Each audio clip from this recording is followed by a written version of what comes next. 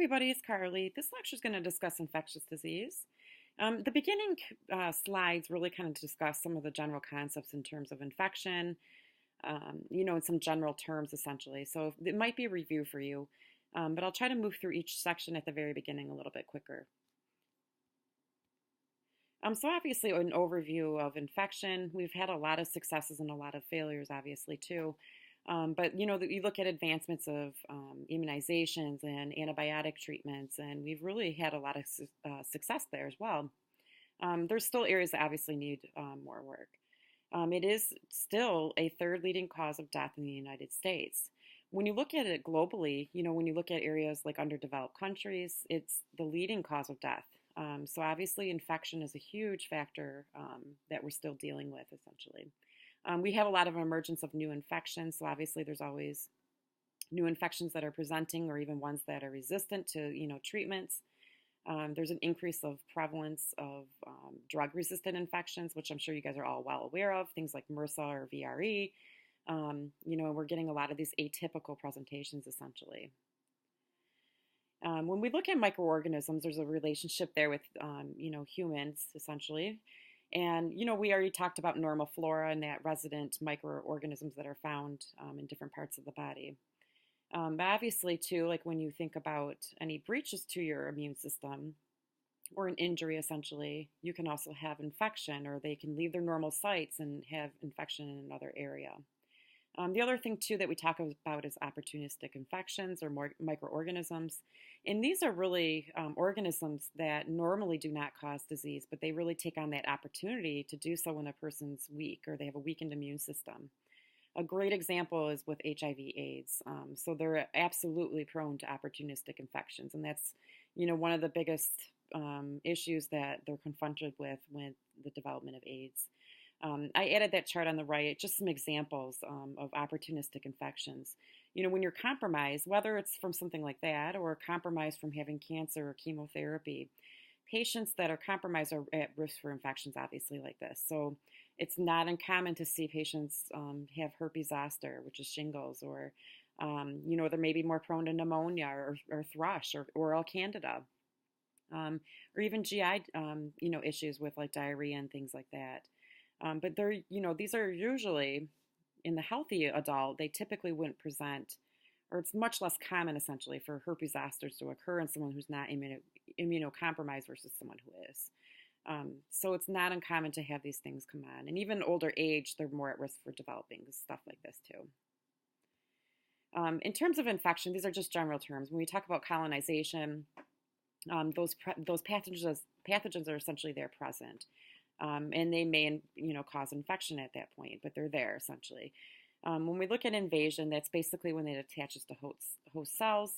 And this could be different depending on whether we're talking about, a bacteria, a parasite, or virus, etc. So it just kind of depends on the infection that we're talking about. But ultimately, it causes cellular injury, alteration to that cellular function, or even potentially death or apoptosis. In terms of multiplication, it depends once again on the type of infection. When you think about viruses, those actually utilize the host to live essentially and replicate. And bacteria commonly, thrive in certain environments, and they need certain nutrients and to thrive. But obviously, as it multiplies, it spreads and causes tissue damage, and that's what causes the presentation of disease symptoms. Spread obviously means that it's migrating through tissue, circulatory, or lymph systems. So obviously it's spreading to different areas from the primary original site. With normal colonization, really, like I mentioned before, we have healthy, normal bacteria that are actually beneficial too. So a lot of times, like in your GI tract, they can produce enzymes that help digestion. They can produce antibacterial factors that can prevent colonization of bad bacteria. They produce metabolites like vitamin K or B vitamins. It's basically maintained by system integrity, or having a healthy immune system essentially. So anytime that this is compromised, this is where it becomes issues, or there becomes problematic at that point. So once they have those, compromised immune system, they're at risk for those opportunistic infections. Factors that influence disease development obviously begins on like the entry portal or the portal of entry. So it's spread easily through blood and lymph systems. You have to think about things like the mechanism of action. How does it damage cells? For instance, like if you look at HIV, it's actually integrating within those cells and replicating. And you have to think about how does it affect the overall immune system, or what's the overall effect of it. Something like that is very detrimental to the patient. Infectivity essentially is the ability to enter and replicate. When you hear the term pathogenicity, really that means about the severity or the amount that it can produce disease, and basically how it can overcome host defenses. Virulence, you'll hear that term as well. And really it's used to describe the degree of pathogenicity. So how likely is that, that infection or that microorganism able to cause disease essentially in its host? Some infections also can produce toxins. So we look at toxigenicity. Like a good example would be like with sepsis and things like that. With gram-negative bacteria, we have a production of toxins, so you end up with a systemic response.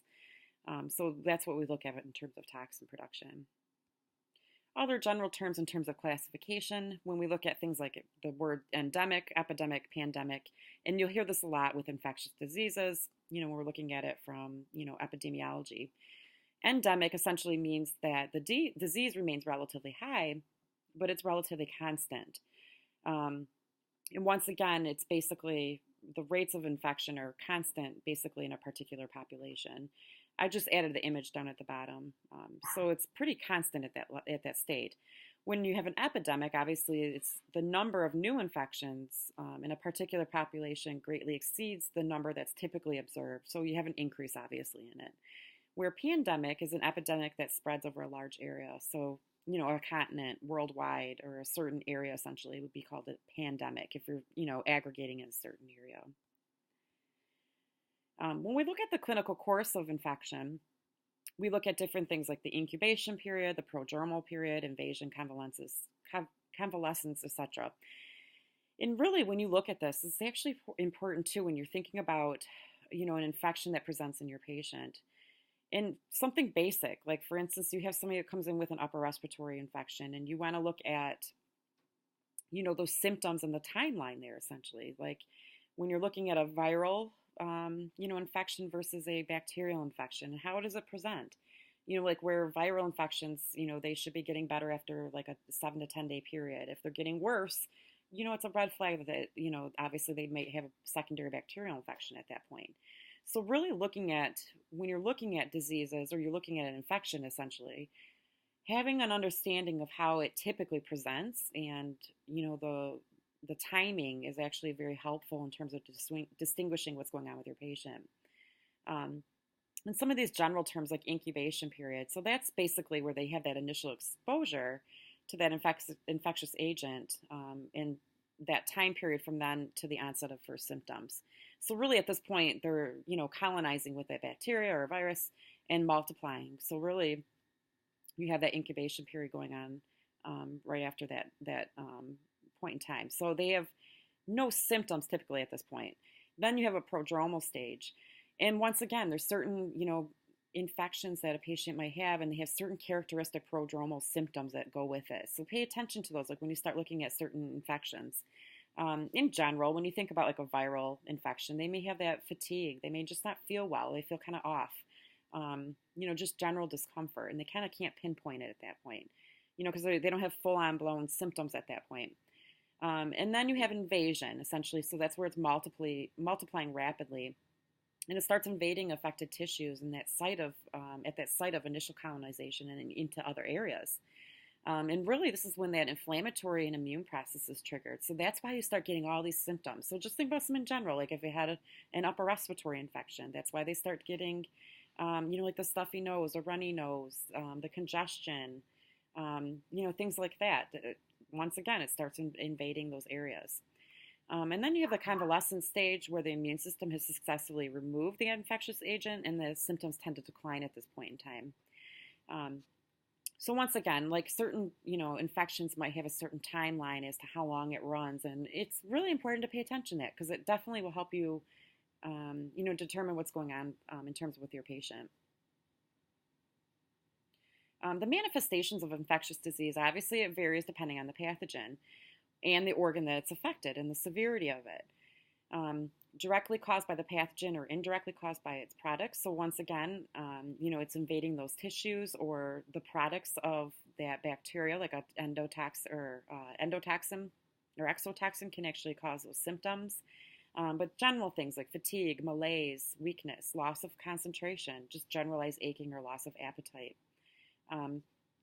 Fever, we already kind of discussed this, is not uncommon. So once again, you have those endogenous pyrogens or exogenous pyrogens, and they have that resetting of the hypothalamus and their temperature set point essentially with it. And I know we talked about it before in terms of fever being beneficial, and there's actually been a lot of links with it actually helping the immune system in terms of having a fever with an infection. So there's a lot of discussion on whether to treat or not treat the fever, obviously, which I've previously talked to you about. In terms of microorganisms, and we'll talk about these kind of as we move through different disease states or infections as we move through different systems, but obviously you can have viral infections, things like chlamydia, rickettsia, mycoplasma, bacteria, fungus, protozoa, or helminths, which basically are parasites. But obviously you can have a wide array of infections that can present. In terms of defense mechanisms, obviously these other microorganisms compete with your normal flora. There could be a production of toxins that kill phagocytic cells. They produce enzymes, so they tend to avoid phagocytosis or opsonization. So basically that's where they kind of get flagged with it. Destroy connective tissues. So these are things that they do to survive and produce infection in the patient essentially. They avoid lysis. They can stop portions of the complement cascade.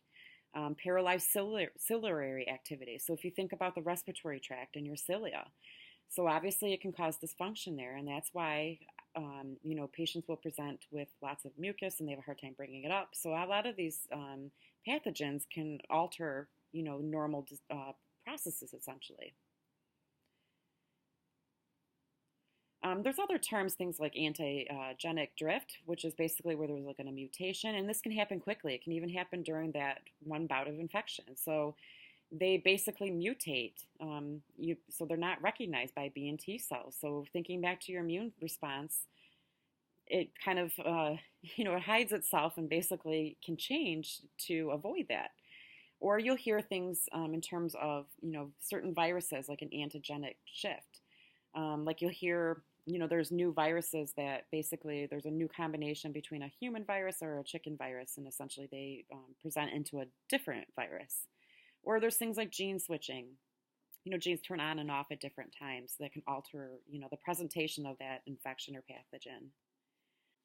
When we look at bacterial virulence and infections, the bacteria must have iron to multiply. There must be presence of polysaccharide capsules.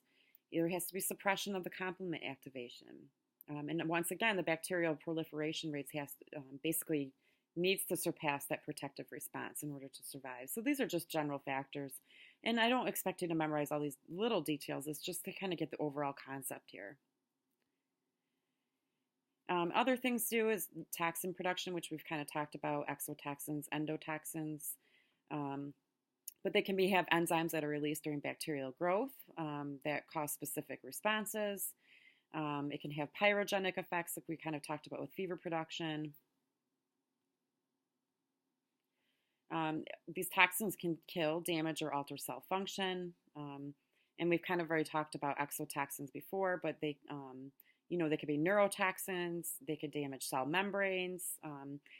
They can be converted to a toxoid. So obviously they can have all these negative effects from infection.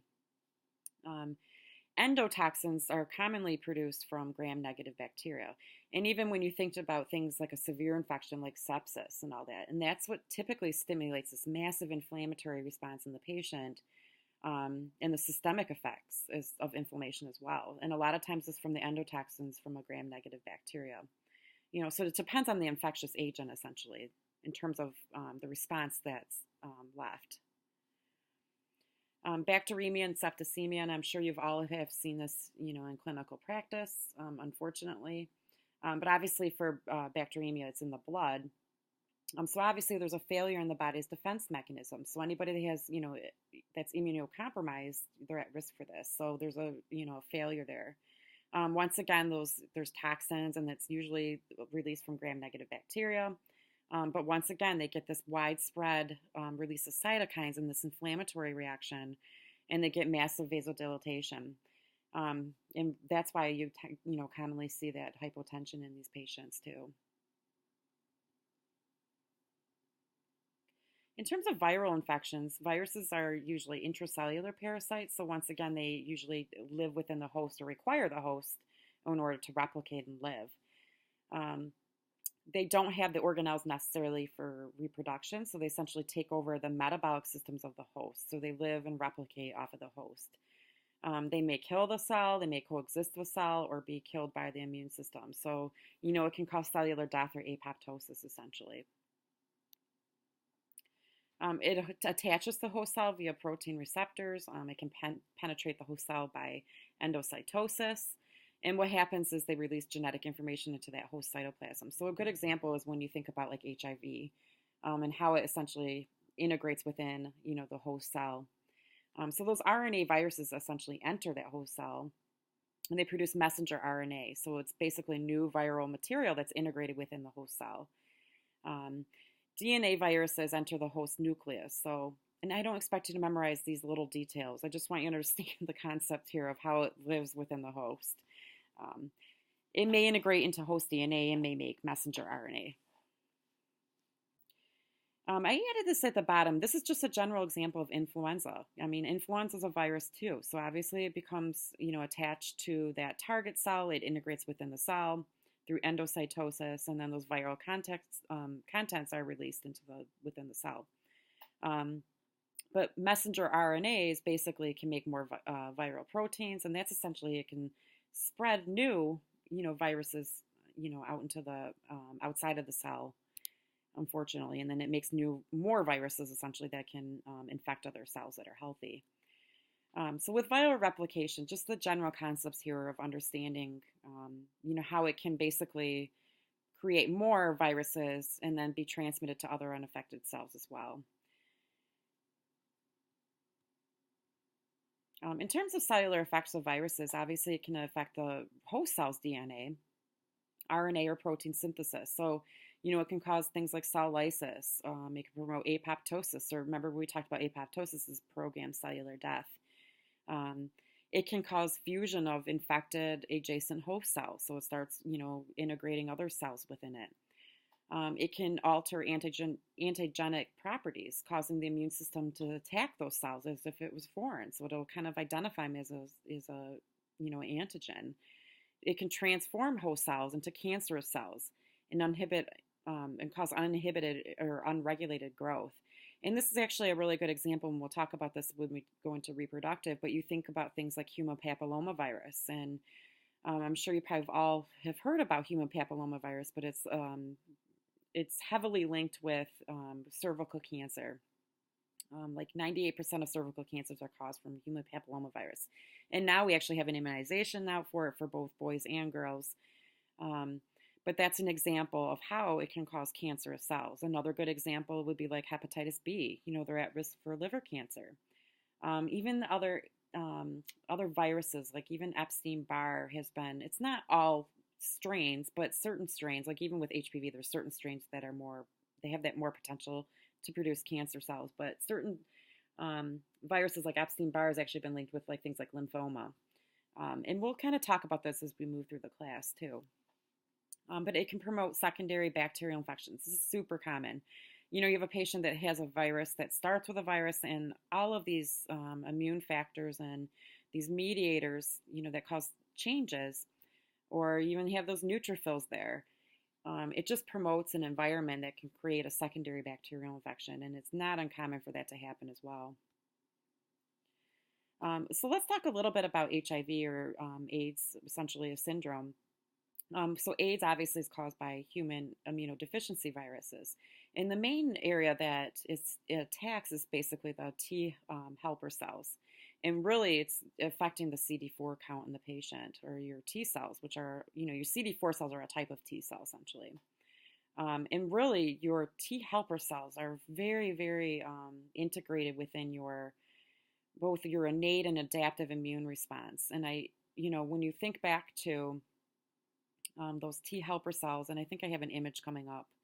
I do, and then a couple slides, and I'll show you. But it really, if you lose those CD4 cells, it can definitely, obviously, affect your immune function there. In terms of incidence, it's still relatively high. If you look at worldwide, 5 million per year, that's a very high incidence still. The U.S., about 31,000 cases per year, 400,000 currently living with AIDS. So we still have a high incidence rate and prevalence.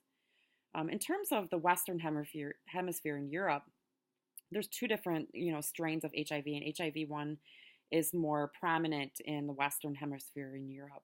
HIV-2 is more prominent in Africa and Southeast Asia. Nowadays, there's a lot of different antiviral therapies and new medications that have been developed, and it's actually made AIDS more of a chronic disease. There's times where we have patients that, they're on treatments that are very, very effective, and it's actually their viral load is actually almost non-detectable at that point. The virus is still there, so it's, it doesn't eradicate it, but essentially it can get them at a viral load that's low enough that we can't detect it. In terms of epidemiology, and I'm sure you're well aware of this, but obviously it's a bloodborne pathogen, so any bodily secretions essentially it can be transmitted through, not saliva or anything like that, but blood and, semen and vaginal secretions and stuff like that. It is increasing more in women than men. It used to be the opposite, where we'd have it more common in males versus women. And in the U.S. too, it's even more common too, becoming more common in heterosexual individuals as well. So in terms of the mechanism of injury, I actually added some videos as well. But once again, those CD4 cells are affected by the HIV virus. It's a retrovirus, so it's what it's an RNA virus. It's a retrovirus. It stores genetic material on a single-stranded RNA versus a typical double-stranded DNA. And it has that enzyme, reverse transcriptase, that basically creates a DNA version of the virus. And that new DNA actually becomes part of that cell's genetic material. But unfortunately, this is what accelerates apoptosis. And then obviously, too, these young HIV infected CD4 cells actually are replicated, and they leave that infected cell essentially, and they go on to invade more CD4 cells. So it's kind of that snowball effect of where it kind of invades further and further and further. And I added this basically as a good reminder of looking at your CD4 T cells. When you look at your T cells, you have your cytotoxic T cells that, your T cells that differentiate into like cytotoxic T cells. When you look at your T helper cells too, those help activate your B cells. So that's a portion of your adaptive immune system and your antibodies. It recruits neutrophils, macrophages, basically to that area. So if you have, a loss here of those CD4 T cells, essentially what happens, you're going to be losing all these portions of your immune system and immune response. So they're definitely, this just shows you how immunocompromised they can be. In terms of the structure, it has a primary surface receptor as a GP120 protein, and that's actually what binds which binds to the CD4 molecule, which is found on the surface area of helper T cells. So what happens with HIV is they have a massive decrease in their CD4 counts. Their CD8 counts tend to stay normal. So typically CD4 counts are anywhere from like 600 to 800 to like 1,000 to 1,500. So that's pretty much a normal range. And usually your CD8 ratio is actually, that ratio is usually, it's usually higher with the CD4 to CD8, but it becomes altered there essentially. The primary cellular targets for HIV end up obviously being your CD4 positive cells, but it can affect things like your dendritic cells, your macrophages. It can affect your CD8 cells. thymic cells, your natural killer cells, neural cells of monocyte origin. So even those other, the portions of your innate immune response too, it can absolutely affect as well. So HIV actually causes destruction of T helper cells. It produces new HIV viruses that can be directly cytopathic to the infected cells or cause lysis or apoptosis of that cell. HIV infected cells, they have new surface antigens and they're targets for T cell mediated lysis. So once again, like apoptosis and cellular lysis. They can also induce apoptosis of uninfected T lymphocytes, neurons, monocytes. So obviously it kind of snowballs and causes other cellular damage as well. This image is obviously very detailed in terms of HIV and it binding to receptors. And the reason why I added it too is there's, if you look without the image, it'll show you some different areas like where they show where protease inhibitors work, which are these medications that we use for HIV treatment essentially. So it kind of shows you where exactly the mechanism of action takes place essentially. I obviously don't expect you to memorize all of this on here. But if you can see, like there's protease inhibitors here, reverse transcriptase, integrase inhibitors. So once you get into pharmacology too, it'll kind of, make more sense why we use different agents that target different mechanisms, throughout the infection essentially. And that's why they use a combination essentially with it. In terms of clinical manifestations, it can definitely vary. At the beginning, they may be negative serologically, and it takes some time to gather a response there with it. And they tend to go through like a prodromal phase as well. And I'll show you on the next slide, I added an image in there. And they can be serologically positive, but asymptomatic. So it varies depending on the stage that the patient's in. There's early stages, obviously, of HIV or full-blown AIDS as well, where they start to have opportunistic infections and stuff like that. There is a window period, so it's a period between infection and the appearance of an antibody. So this is really important because this is the time where, they're infected and they have the virus, but they may not have antibody presentation, if you were to do blood work on them or anything like that. And they're, that virus is growing within them and they're infectious to others and they may not know at this point. So this is a time period where, it's unfortunately where viruses can spread. When CD4 counts basically get to like less than 200, that's when the diagnostic criteria of AIDS kind of comes into play. However, it's not solely based on that CD4 count. It's also made in association with other clinical conditions. Big ones would be like atypical or opportunistic infections or cancer. Kaposi sarcoma is actually a common cancer, and they develop skin lesions usually with it. But basically, that's like one of those atypical cancers that present with patients with HIV/AIDS. At that point in time, their immune system is so severely compromised that they develop abnormal or atypical infections. I just added this because once again, you can see the path of how the incubation period of that primary infection that occurs, and you can see how they have like a clinical latency there.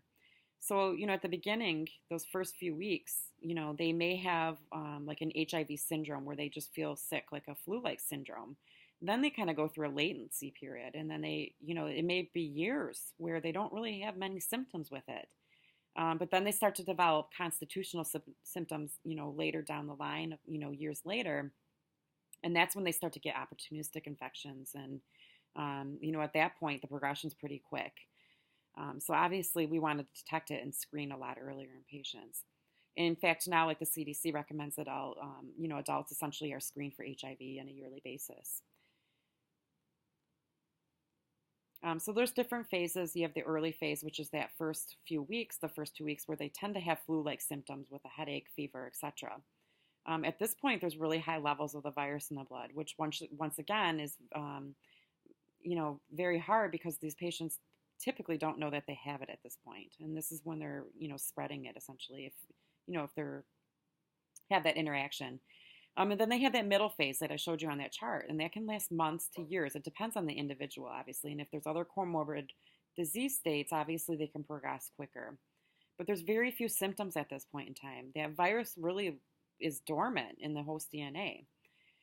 So there's not, if you were to draw blood work on the patient, there may not be many, their viral load may not be very high at this point.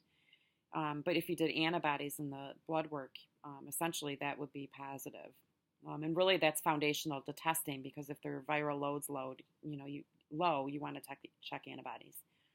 And then obviously it can continue on to those infections or opportunistic infections and then death, unfortunately. With late phase, there's a rapid decline in CD4 cells. Usually, like I said, it's usually like at less than 200 or less than 400. That's the typical area that where they consider it to be at that late stage. Obviously, that's why we want to start treatment early. But this is when they tend to have those opportunistic infections, things like herpes zoster. They may have varicella, mycobacterium, TB. And that's actually poses another factor too, because of the presentation of the two together, and treatment of TB alongside with HIV treatment is very, very difficult. And there's a lot of compliance issues with it because of the amount of meds that they have to take. They could have fungal infections, pneumocystitis, so they have different atypical types of pneumonia. So when it gets less than 200, typically that's when it becomes very fatal at that point. And they tend to have higher incidence of cancer at that point. Kaposi sarcoma, which is one that I mentioned, and lymphoma is another. In terms of treatment, they call it HAART, HAART, highly active antiretroviral therapy. And what it is a unique combination of 3 or more drugs. So once again, compliance is very necessary with this and taking all these agents. So a lot of them will target, like I mentioned, different areas. So 2 will target reverse transcriptase. And once you get into pharm, you'll talk about this too. But another one will target like a viral protease. So it can't cleave to those proteins, or essentially make new viral proteins. Unfortunately, it's not a cure. And it does slow progression, obviously. And, you can get patients' viral loads very, very low at this point. It's very expensive, though. And there's many side effects, unfortunately, with it. So really, there's the other thing, too, is there's a lot of certain regions with basically where antiviral drugs are not as effective. And, they're not as effective like in the CNS and all that. So it kind of depends on the patient as well. In terms of prevention, so far, unfortunately, there's not any vaccines that have been available. And the main thing is focusing on prevention and reduction of risk behaviors. So obviously, it's education on transmission and prevention. The other thing, too, is they've had, and you'll talk about this in pharmacology, is PrEP and PEP, and basically, offering pre-exposure prophylaxis. And those are, individuals that are at high risk for exposure. If they have a partner that has HIV, or they don't know their HIV status, or they share needles. And then PEP essentially is post-exposure prophylaxis, where, unfortunately, if they're concerned that they were exposed, you want to get this on board and make sure that you take it. This is only meant for emergency situations, and usually within that 72-hour window. Obviously, these are prescription agents, and there are side effects to it as well. But these are 2 things that, are discussed more frequently with patients that are at high risk for exposure. And I just put this on the left with recommendations for practice. Just some general things that, you want to think about, when starting it should be done within 72 hours. Unfortunately, it has to be continued for like a 4-week period.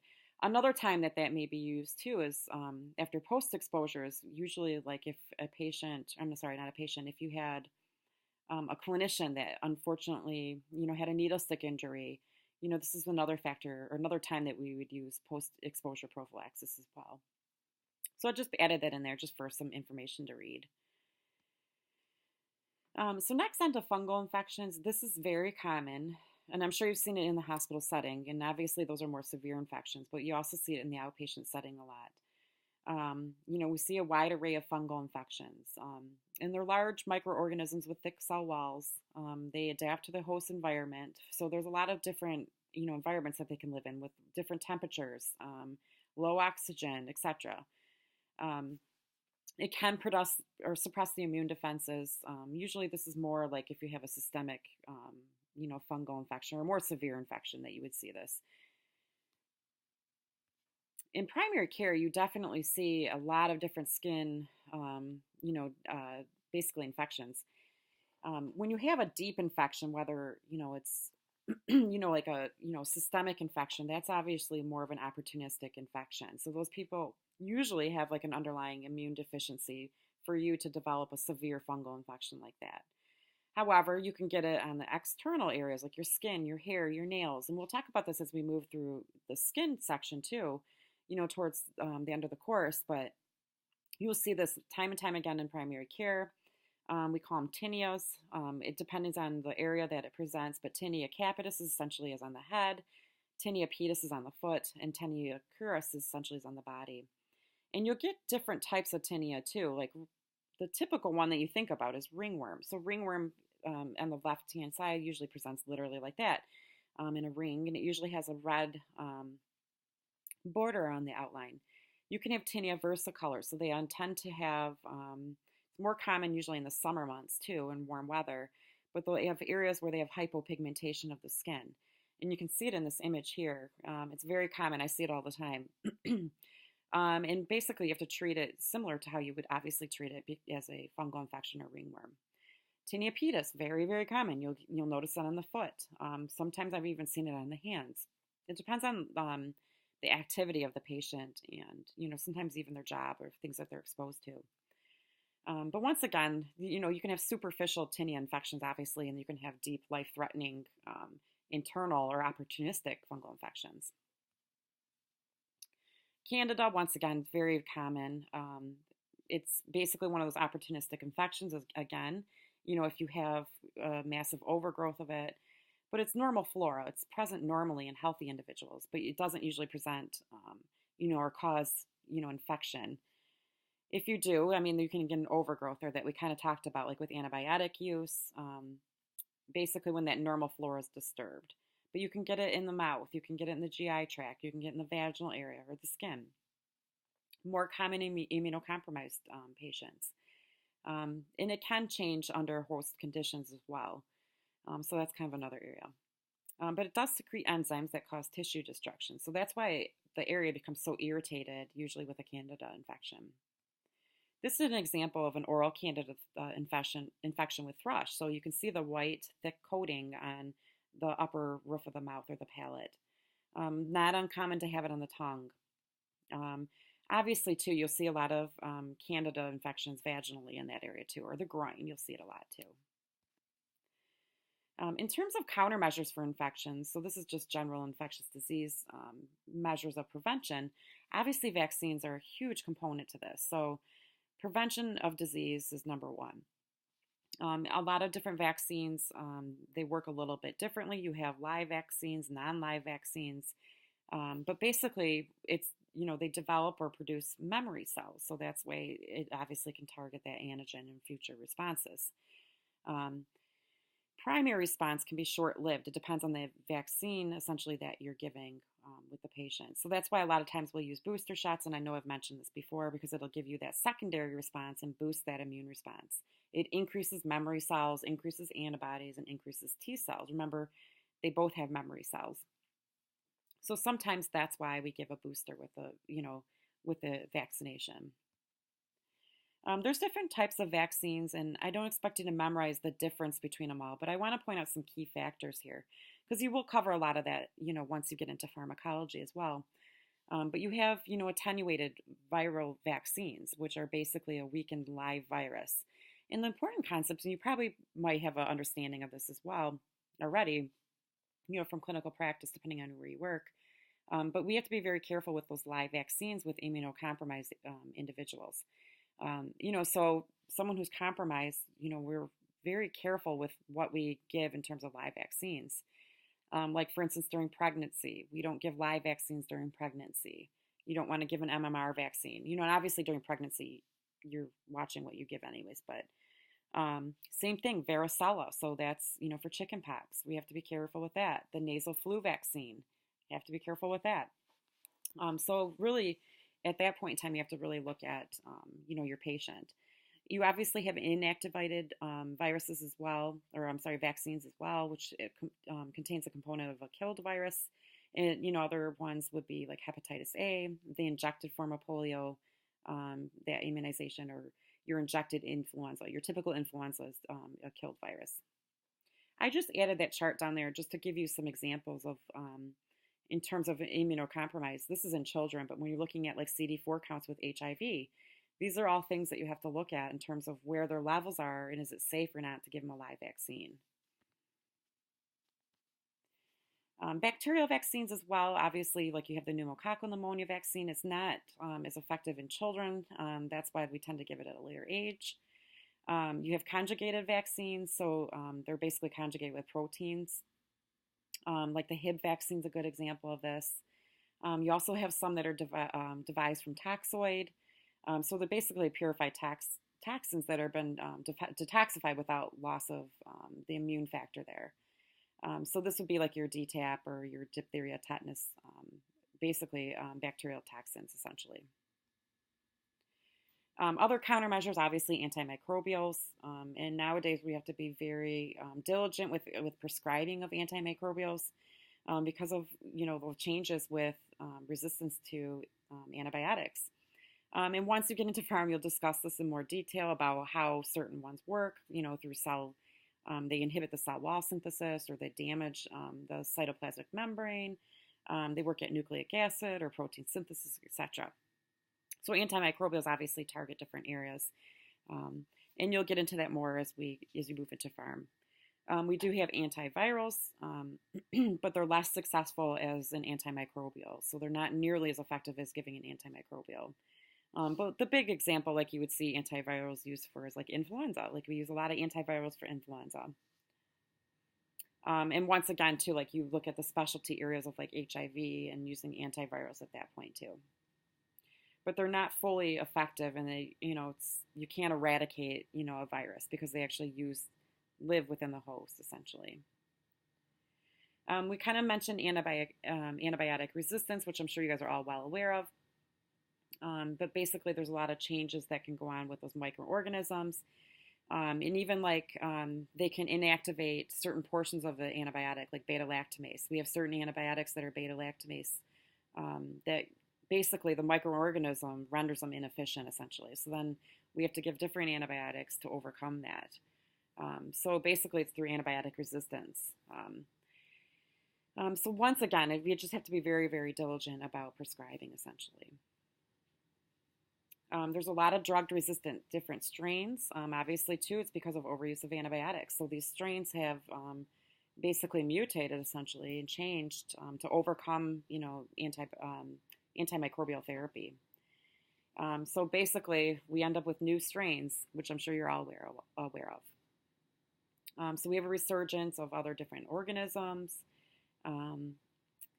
So basically, making sure that we're developing new antibiotics too that can also target these, infections that often present too. So, if you have questions on this, please let me know. But I also will put up some different readings, like with articles that sometimes help, with this as well. And I did add a video like on HIV. And if you have questions, obviously, please let me know. And I will talk to you all soon. Thank you.